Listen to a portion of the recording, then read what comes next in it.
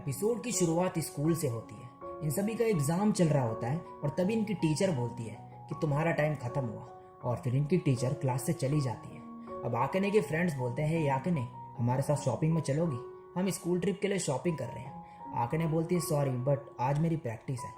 अब कोटारो को दिखाया जाता है और तभी रोमन आता है और बोलता है हे मुझे इग्नोर भी मत करो अब। और तभी डाइची भी वहाँ आता है।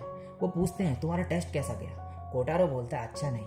और फिर ये सब थोड़ा मस्ती मजाक करने लगते हैं और आकने ये सब देख रही होती है। अब नेक्स्ट सीन में कोटारो को दिखाया जाता है जो एक जगह में बैठ के बैग से एक बुक निकालता है जिसमें न्यू कमर अवार्ड के विनर्स की लिस्ट देख रहा होता है। वो उसने भी एक बुक भेजी थी मगर उसमें उसका नाम नहीं होता। अब वहाँ डाइसुके आ जाता है और बोलता है गुड मॉर्निंग कोटारो, तुम यहाँ जल्दी आ गए। वो बोलता है ये एग्जाम वीक चल रहा है। डाइसुके कोटारो के हाथ में बुक देख के बोलता है कि क्या ये तुम्हारी बुक के बारे में है जो तुमने मुझे पढ़वाई थी। कोटारो बोलता है मैंने तुम्हें दूसरी पढ़ाई थी लेकिन ये मेरी पहली बुक की स्टोरी के बारे में है। डाइसुके बोलता है तो तुमने पहले ही एक बुक सबमिट करी थी, रिजल्ट क्या आया। कोटारो उसका कुछ जवाब नहीं देता और डाइसुके समझ जाता है और बोलता है स्कूल पे फोकस करना मुश्किल होता होगा तुम्हारे लिए। अब नेक्स्ट सीन में कोटारो अपने रूम में पढ़ने की कोशिश कर रहा होता है मगर नहीं पढ़ पाता और बेड पे लेट जाता है और फोन निकाल के आकने को टेक्स्ट करता है और मन में बोलता है क्या ये अजीब है। अब आकने को दिखाया जाता है जिस पर कोटारो को मैसेज आता है और उसमें लिखा होता है कि क्या तुम एग्जाम के लिए पढ़ रही हो। आकने लिखती है हाँ। कोटारो उसका रिप्लाई देख के खुश हो जाता है और लिखता है मैं तुम्हें परेशान तो नहीं कर रहा ना। वो लिखती है नहीं बिल्कुल भी नहीं। अब इनकी थोड़ी और बात होती है और कोटारो फिर मन में बोलता है कि मैं स्कूल में इससे इस तरीके से बात क्यों नहीं कर पाता। और फिर उसे मैसेज करता है कि तुम क्या करती हो जब तुम्हारा कोई काम ठीक नहीं हो पाता। आकने रिप्लाई में लिखती है मुझे लगता है तुम अच्छे हो जैसे भी हो। क्या स्पोर्ट्स फेस्टिवल याद है तुम्हें, मैं उस दिन बहुत खुश थी जब तुमने मुझसे ये बोला। अब नेक्स्ट सीन में स्कूल दिखाया जाता है। इनकी टीचर बोलती है टाइम खत्म हुआ, अपने अपने आंसर शीट सबमिट कर दो। और अब एग्जाम के बाद रोमन कोटारो से बोलता है कि स्कूल के बाद घूमने चले क्या। कोटारो बोलता है नहीं मेरा क्लब है आज। डाइची भी बोलता है कि हाँ मेरा भी। और ये सब बातें आकने सुन रही होती है। अब आकने अपनी दो फ्रेंड्स के साथ आ रही होती है जिनका नाम है चिनात्सु और आओई। चिनात्सु कोटारो को देखती है और बोलती है हे कर्ली कुन, और कोटारो उसे देख के वहां से चले जाता है। चिनात्सु फिर आकने को बोलती है कि हम फ्रेंड्स बन चुके हैं थैंक्स टू यू, क्योंकि तुमने ही मुझे बोला था कि वो कितना कूल है। अब नेक्स्ट सीन में सभी प्रैक्टिस कर रहे होते हैं एथलेटिक मीट की और आकने के फ्रेंड्स बोलते हैं कि क्या तुमने नोटिस करा कि आजकल सभी एक साथ रिलेशनशिप में आते जा रहे हैं स्कूल ट्रिप की वजह से। चिनात्सु बोलती है एक बॉयफ्रेंड होना कितना औसम है, सही कहा ना। आकने बोलती है मुझे नहीं लगता। चिनात्सु बोलती है हीरा भी नहीं और बोलती है कि तुम दोनों को डेट करना चाहिए। आकने बोलती है मगर क्यों। चिनात्सु बोलती है मैंने सुना कि एक लड़की ने उसे प्रपोज करा मगर उसने मना कर दिया, वो किसी और को लाइक करता है। और आकने की दूसरी फ्रेंड बोलती है कि वो आकने ही होगी। अब नेक्स्ट सीन में आकने का घर दिखाया जाता है। उसकी मॉम बोलती है कि क्या तुमने कोई हाई स्कूल चूज करा कि तुम किस में जाओगी। आकने बोलती है ऑलमोस्ट कर ही लिया, मैं अभी आजकल ट्रैक मीट में ज्यादा बिजी हूँ। उसकी मॉम बोलती है कि तुम अपनी सिस्टर के स्कूल में क्यों नहीं चले जाती। आकने की सिस्टर बोलती है हाँ हमारा स्कूल बहुत ही बढ़िया है। आकने बोलती है मगर वो तो बहुत दूर है। उसकी सिस्टर बोलते तो हम वापस टोक्यो क्यों नहीं चले जाते, डैड का वैसे भी ट्रांसफर हो जाएगा दोबारा।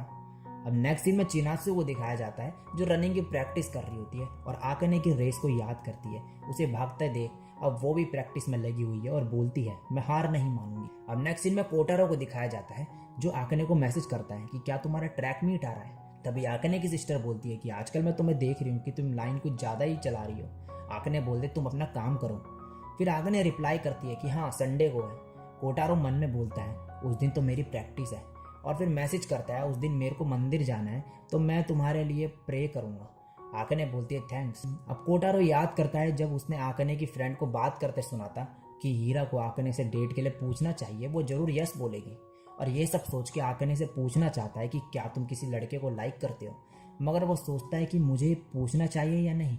तभी आकने का मैसेज आता है कि मेरे लिए ज़्यादा से ज़्यादा प्रे करना, मुझे खुद का रिकॉर्ड तोड़ना है इस बार। कोटारो बोलता है जरूर।